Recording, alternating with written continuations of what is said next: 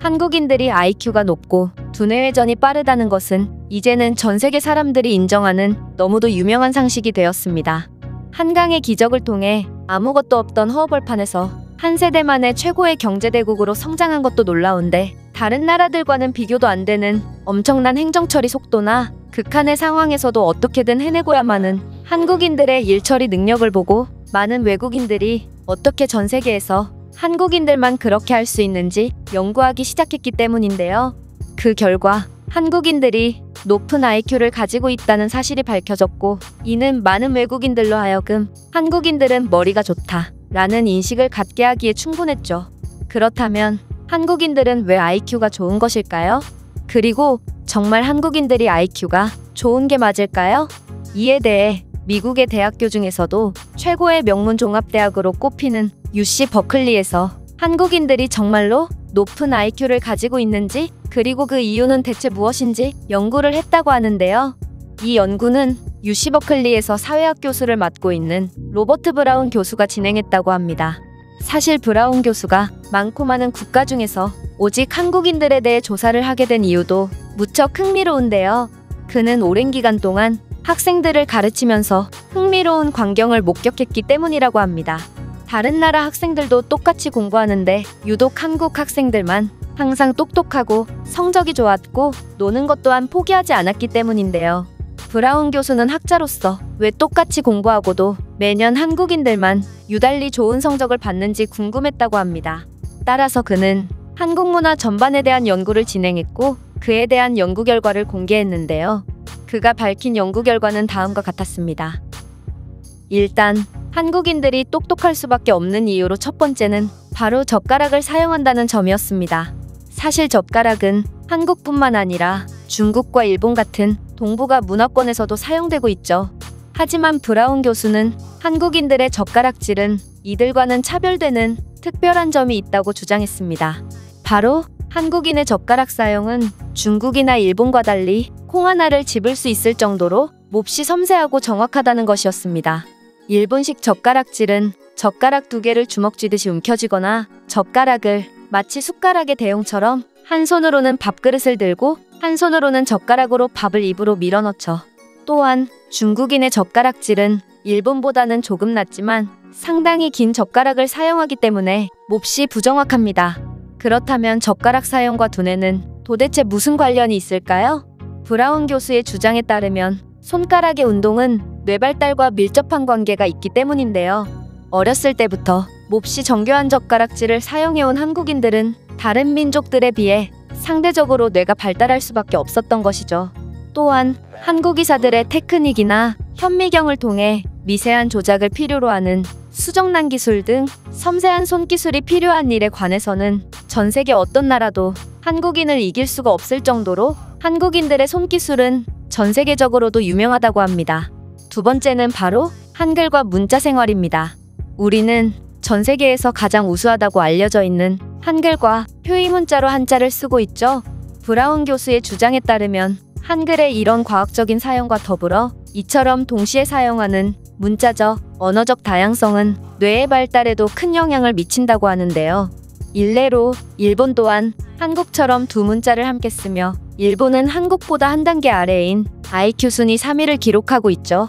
놀랍게도 한글의 우수함 또한 한국인들의 뛰어난 암산 능력에 큰 도움을 주고 있다고 하는데요. 여러분들도 아시다시피 한국어의 1부터 10까지의 숫자 발음은 1, 2, 3, 4 등으로 영어나 기타 다른 나라의 언어와는 달리 모두 한 글자로 되어 있어 암산에 아주 용이하죠.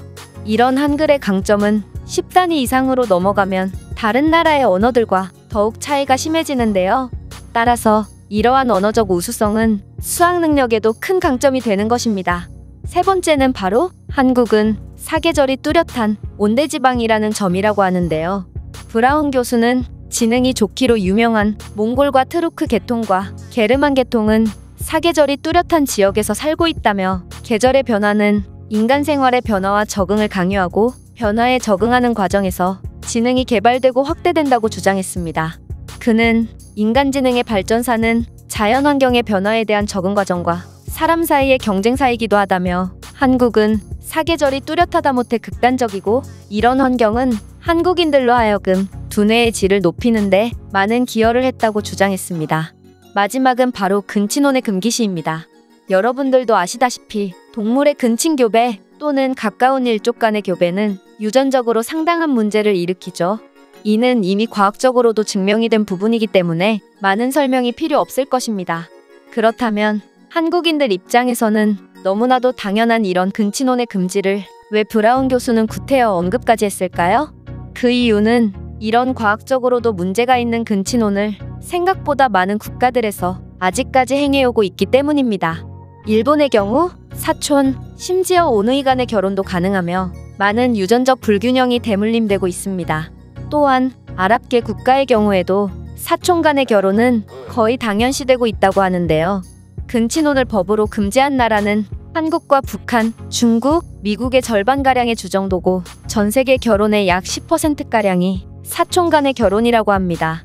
물론 이들은 한국처럼 세세하게 가계도를 따지지 않기 때문에 자신들이 사촌인지도 모르고 결혼하는 경우도 있지만 어쨌든 우리나라는 예로부터 관습적으로 근친혼을 엄격히 금지하였죠.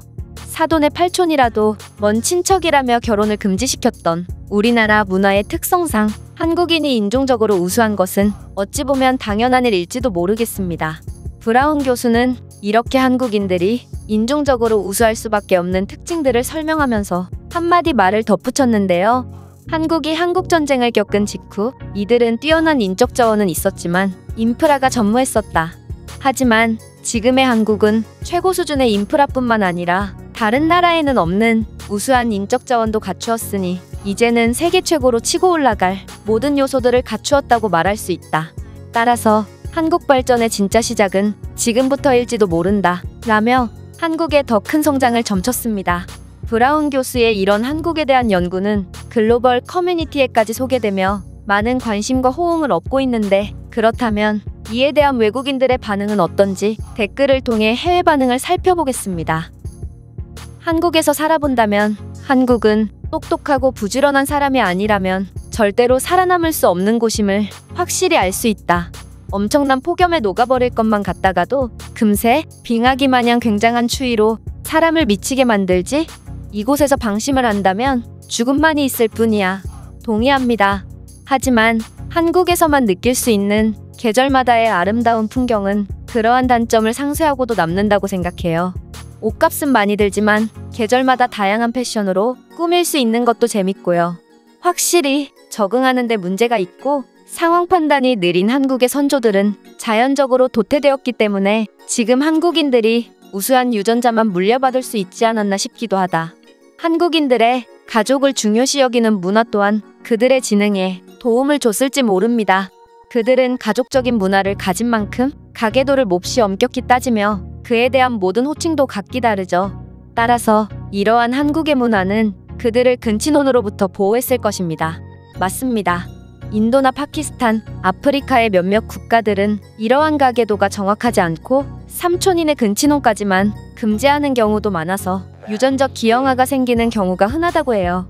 이런 걸 보면 한국의 발전을 기적이라고만 치부하는 건 분명 잘못된 것 같아. 이들의 역사와 문화는 애초부터 우수했고 이러한 성공의 유전자를 타고난 한국인들이 그들이 마땅히 있어야 할 자리로 치고 올라간 건 우연이 아니라 필연이라고 할 수 있지. 수년간 한국인들과 일해본 경험이 있는 저로서는 한국인들이 높은 지능을 가졌다는 것을 인정할 수밖에 없어요. 그들은 높은 일처리 능력과 몹시 겸손한 성격을 가졌죠. 따라서 그들은 그 누구와 일하던 훌륭한 조력자가 되어줍니다. 저도 동의합니다. 한 가지 아쉬운 건 한국인들은 너무 겸손해서 좀처럼 리더로서의 역할을 수행하지 않으려 한다는 거예요. 그들은 충분한 능력을 가졌음에도 대부분 조력자로서의 역할을 더 편하게 생각하고 만족하죠. 그건 사람마다 다른 것 같습니다. 제가 다니는 회사는 한국인들이 주로 리더의 역할을 맡으며 모두가 한국인들을 좋아하거든요. 제가 준비한 내용은 여기까지입니다. 끝까지 시청해주셔서 진심으로 감사드리며 여러분들의 구독과 좋아요는 영상 제작에 큰 힘이 됩니다. 이상 세모튜브였습니다.